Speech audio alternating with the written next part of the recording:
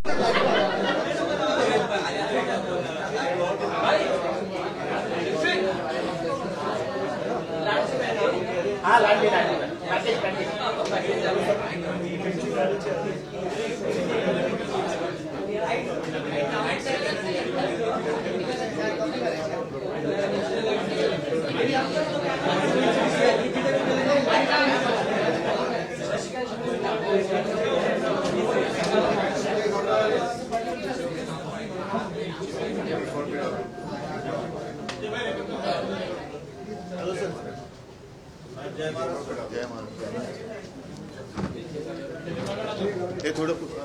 थोडा कमी करणार आहे पाठवून मला थंडी नाही होत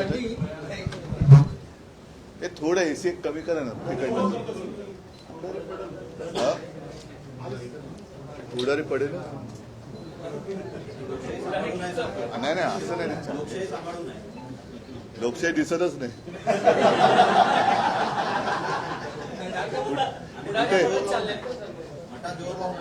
कुठे लोकशाही कुठे पण ऍक्च्युली लोकशाही दबली गेली रेडी सगळे चला बोला हा हे मी तुम्हाला मागे बोललो तसं फक्त समोरचा लाईट बंद करा नाही तर मग ते तुम्हाला सांगितलं ते लाईट डोळ्यात जातो आणि मग डोळ्यात पाणी आलं का तुम्ही सांगता उद्धव ठाकरे भारावले डोळे पाणवले नाही खरंच त्रास होतो डोळ्यात डोळे तो वर कर ना वर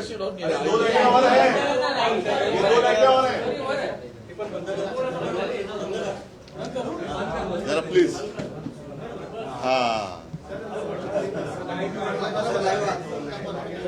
बर चला सुरू नाही सगळ्यांना धन्यवाद आपण सगळेजण आलात एक आठवड्यापूर्वी आपण इथेच भेटलो होतो आणि त्यावेळेला मी हिंदुत्वाच्या नावावरती जो लुटीचा कार्यक्रम चालू आहे त्याविरुद्ध आंदोलनाचा एक पुकारा केला होता त्यानुसार मी आणि सर्व शिवसैनिक यांनी म्हणजे कालच्या नेत्याचे गेल्या रविवारी दादर इथल्या हनुमान मंदिराच्या समोर महाआरती केली रामरक्षा पठण केलं त्याच्यानंतर हा कार्यक्रम आता महाराष्ट्रात अनेक ठिकाणी व्हायला लागलेला आहे येत्या 18 तारखेला नागपूरमध्ये हा कार्यक्रम होईल जिथे मी स्वतः जाणार आहे माझा प्रयत्न आहे की आता हिंदूंनी झोपून चालणार नाही जागा झालं पाहिजे आपल्या हिंदुत्वाचा आपल्या हिंदू धर्माचा दुरुपयोग करून जर लुटण्याचा कार्यक्रम कोणी करत असेल तर त्यांना आता त्यांची जागा दाखवण्याची वेळ आलेली आहे एकूणच काय की सध्या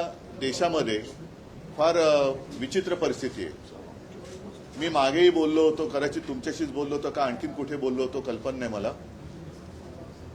पण बऱ्याच वर्षानंतर देशात आणि महाराष्ट्रामध्ये विरोधी पक्षाला प्रचंड काम आहे कारण जिथे बोट दाखवू तिथे भ्रष्टाचार चाललेला आहे रस्त्यावरती खड्डे आहेत पण रस्ते करणाऱ्यांचं ज्यांचं काम आहे ते गडकरी साहेब इथेनॉलवरती बोलत आहेत तर एकूणच काय की अंधाधुंद कारभार सुरू आहे आणि म्हणून मग मी असं ठरवलं की प्रत्येक वेळेला एकाच विषयासाठी प्रेस कॉन्फरन्स घ्यायची आणि आज मी जो विषय घेतलेला आहे हा विषय साधारणतः गेले किमान महिनाभर चालू आहे पण दुर्दैवाने म्हणावा तसा तो लोकांपर्यंत जरी पोचला असला तरी लोकभावना त्याच्यावरती व्यक्त होत नाहीयेत आणि तो विषय म्हणजे दिल्लीमध्ये जंतर मंतर येथे आपल्या अभिजित दिपके यांनी जो विषय उचलला तो अनेक युवकांच्या किंवा मी तर म्हणेन देशातल्या प्रत्येक युवकाच्या भवितव्याचा विषय आहे नीट परीक्षेचे पेपर फुटले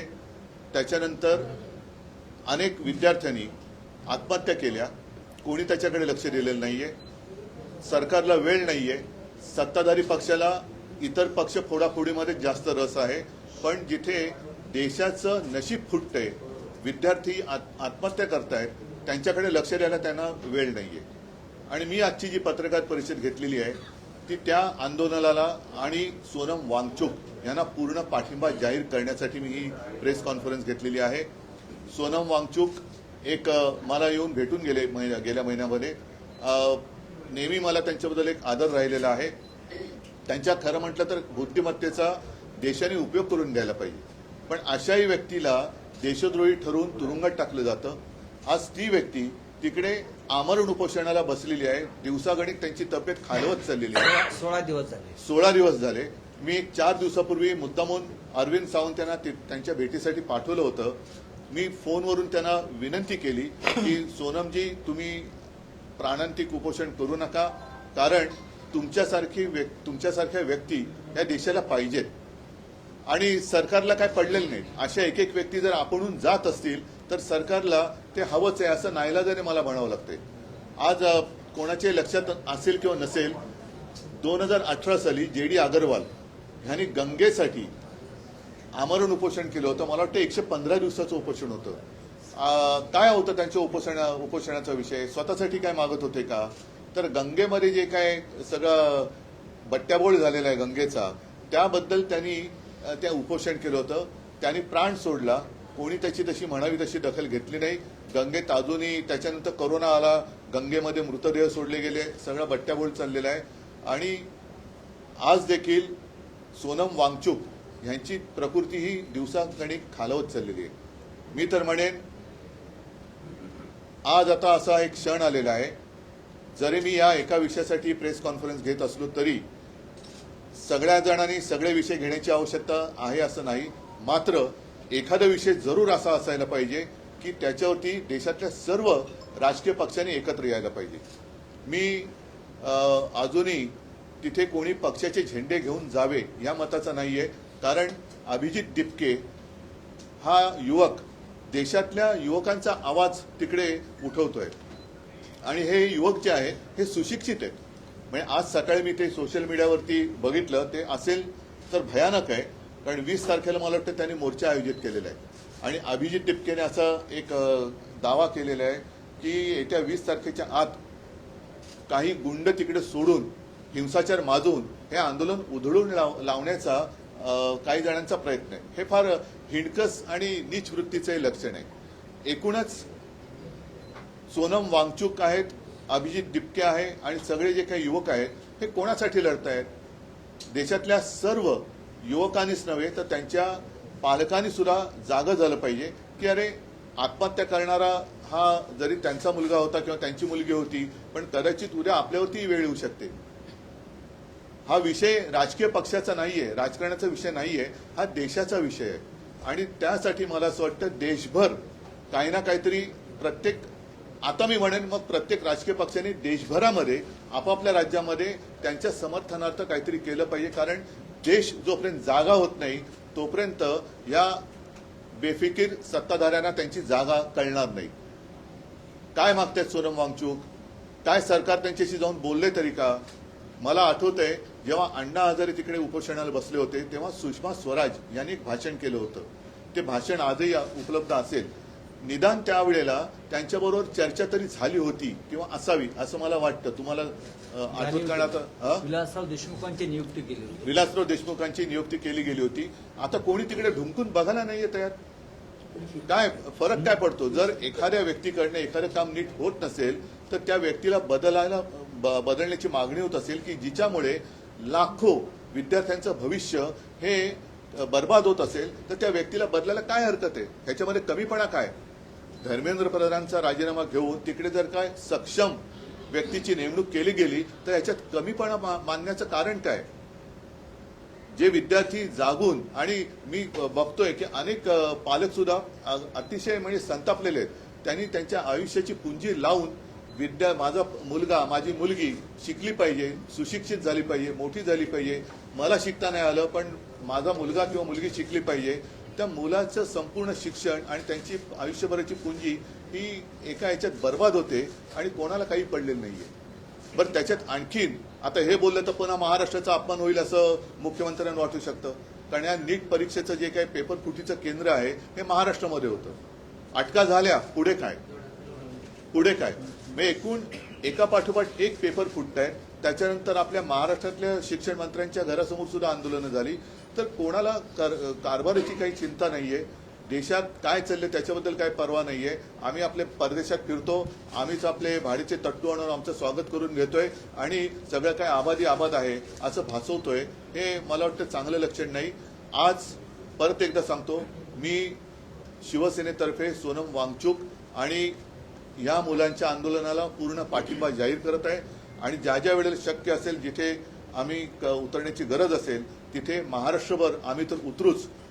आपल्या माध्यमातून मी देशातील सर्व पक्षांना सांगतोय की आपण देखील आपापल्या राज्यामध्ये, राज्यातील प्रमुख शहरामध्ये या युवकांना बळ मिळेल अशा पद्धतीने काही प्रतिकात्मक असेल, आणखीन काही असेल, हे समर्थनार्थ आंदोलन करा किंवा प्रदर्शन करा की जेणेकरून आजही देशातली युवा शक्ती, जी आपण देशाचे भाग्यविधाते समजतो, त्या भाग्यविधात्यांना कळेल की आजचे जे भाग्य किंवा दुर्भाग्य विधाते आहेत हे आपल्यासोबत आहेत.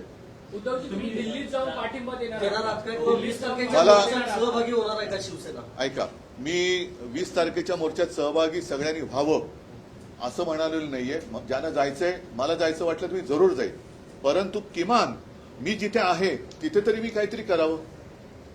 मी असं सगळ्यांना सांगत नाही की देशातल्या सगळ्यांनी चलो दिल्ली.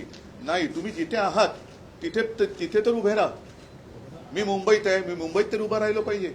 मी पुण्यात आहे, पुण्यात राहिलो पाहिजे. मी चेन्नईत आहे, चेन्नईत राहा. बंगालमध्ये, कलकत्त्यात राहा. सर्वत्र जिथे देशातल्या सगळ्या चहूबाजूनी हे रान पेटेल त्यावेळेला सरकारला या युवकांसमोर गुडघे टेकावे लागतील. आणि म्हणून जर मला वाटलं तर मी जरूर जाईन देखील. असं काय नाहीये की मला त्याच्यामध्ये काय वाटतंय. पण आज सुद्धा ही जी त्यांची जी चळवळ आहे ती कोणत्याही पक्षाचा झेंडा हातात न घेता चाललेली आहे. कारण नाईलाजाने मला असं म्हणावं लागतंय की देशातल्या तरुणांचा आणि युवकांचा कदाचित या फोडाफोडीच्या सगळ्या नीच राजकारणामुळे प्रस्थापित राजकीय नेत्यांवरचा विश्वास उडाला असेल आणि त्यांना असं वाटत असेल की कोणताच राजकीय पक्ष माझ्यासोबत नाही, तर आम्ही तर आहोत. पण तिथे कोणत्याही पक्षाचा झेंडा न घेता आंदोलन होत असेल तर त्याला माझा पूर्ण पाठिंबा आहे. राज्यभरात एक विषय असा आहे की तुम्हाला असं वाटतं का, कारण तुम्ही इंडिया अलायन्समध्ये एक प्रमुख पक्ष आहात, तर देशाच्या विरोधी पक्ष नेत्यांनी म्हणजे राहुल गांधींनी या व्यासपीठावर जाऊन या आंदोलनाला समर्थन दिलं पाहिजे? जरूर. म्हणजे माझं तर म्हणणं आहे, मला वाटलं तर मी सुद्धा जाईन. राहुल गांधींनी गेलं पाहिजे.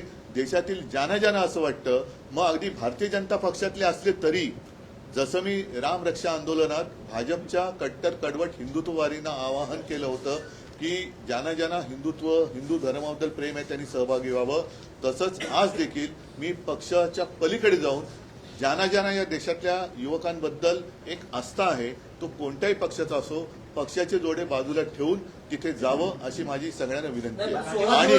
आणि नाही तर किमान आपण जिथे आहात, म्हणजे आता जसं तामिळनाडूमध्ये स्टालिन आहेत, ते विजय आहेत, केरळामध्ये आता काँग्रेसचं सरकार आले, कर्नाटकात आहे, तिकडे ममता दिदी जरी विरोधी पक्षात असल्या तरी सर्वांनी, अखिलेश आहेत उत्तर प्रदेशमध्ये, छत्तीसगडमध्ये कोण असतील, झारखंडमध्ये कोण असतील, तर संपूर्ण देशात किमान त्या राज्यातल्या प्रमुख शहरामध्ये सगळे जर का रस्त्यावर उतरले आणि याला पाठिंबा दिला तर मला वाटतं देशात 16 दिवस आंदोलन सुरू आहे. राहुल गांधी जिथं राहतात हक्केच्या अंतरावर आहे. बघा, हा विषय राहुल गांधींच्या भविष्याचा नाहीये. हा विषय देशाच्या युवकांच्या भविष्याचा आहे. म्हणून आपण त्याच्यावरती चर्चा करूया. कोणी काय करायचं, समजा आज मी प्रेस घेतली नसते, मला तळमळ वाटली, मी घेतली.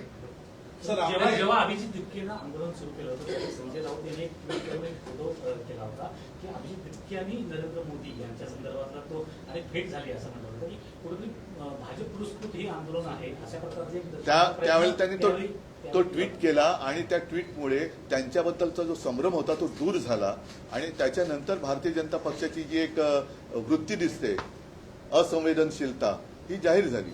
कारण हा फोटो त्यांनीच करायची ट्विट करून ते तसं करू शकले असते, पण संजय राऊत यांनी ट्विट केल्यामुळे त्याच्या अभिजितवरचा संभ्रम दूर झाला. आणि आता जे दिसते, म्हणजे आता सोनम वांगचुक हे मी त्यांना स्वतः विनंती केली की तुम्ही असं करू नका, उपोषण सोडा. पण तो माणूस तो मेरा कुछ भी होने दो लेकिन देश का भला होना चाहिए. आता अशा व्यक्तीसमोर आपण काय बोलायचं. म्हणून आज सुद्धा मी एक त्यांना आपल्या माध्यमातून हात जोडून विनंती करतोय की वांगचुकजी, आपल्यासारखी माणसं आम्हाला हवी आहेत, देशाला पाहिजे आहेत. हे सरकार असंवेदनशील आहे. आपल्यासारखे लोक राहिली काय न राहिली काय सरकारला काही फरक पडत नाही. पण आपल्या बुद्धिमत्तेची देशाला गरज आहे.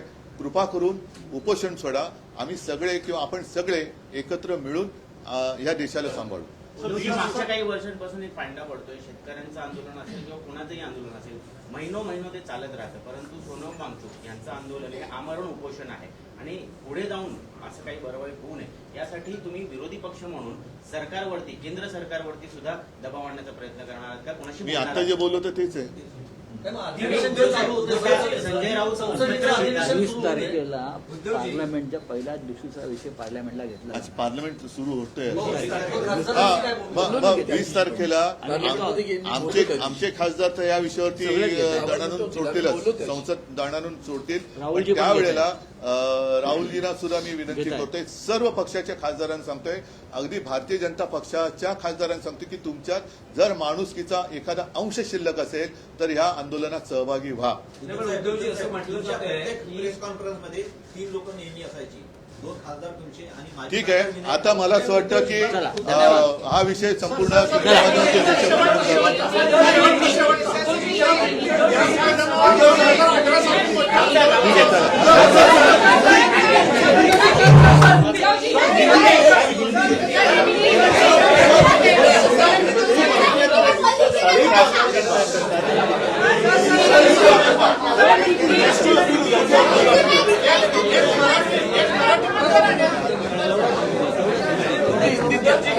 पिछले कुछ दिनों से आप देख रहे हो एक विषय पर आंदोलन चल रहा है, लेकिन मुझे नहीं लगता सारे लोगों ने उसके ऊपर कुछ ध्यान दिया है. लेकिन विषय तो बहुत महत्वपूर्ण है. अपने देश की युवा का भविष्य उससे जुड़ा हुआ है और वो जो विषय है स्वाभाविक है.